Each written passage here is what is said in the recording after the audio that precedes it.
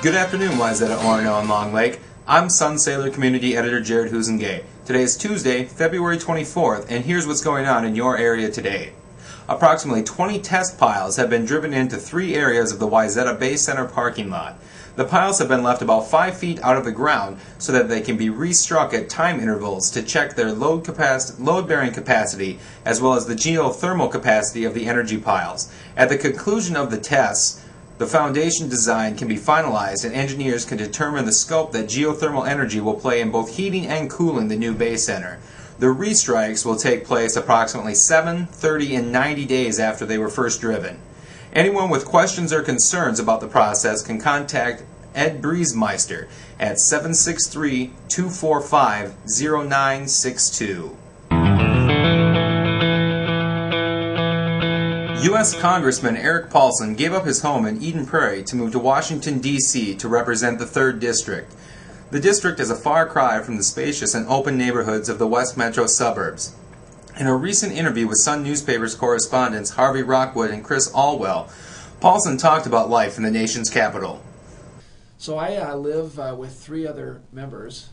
We share, a little row townhome. So I've got a little 8x8 room.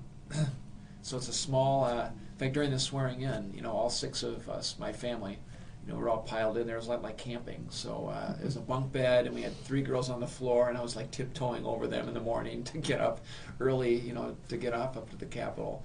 So it's a good environment for me to live with some other members actually that can share a little bit what's going on, and they're more senior members. So I kind of get to learn what's happening.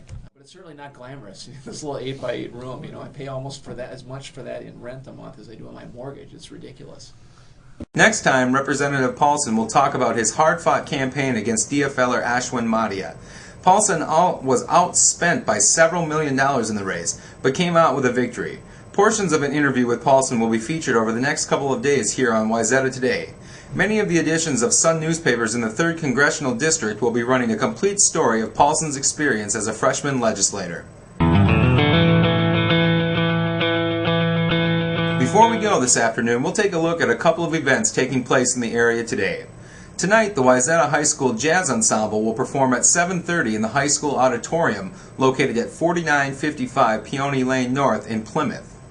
And the Wayzata Library will host an informational session entitled Heart Failure Education for Patients, Families, and Caregivers from 3 to 4 p.m. this afternoon at the library, which is located at 620 Rice Street.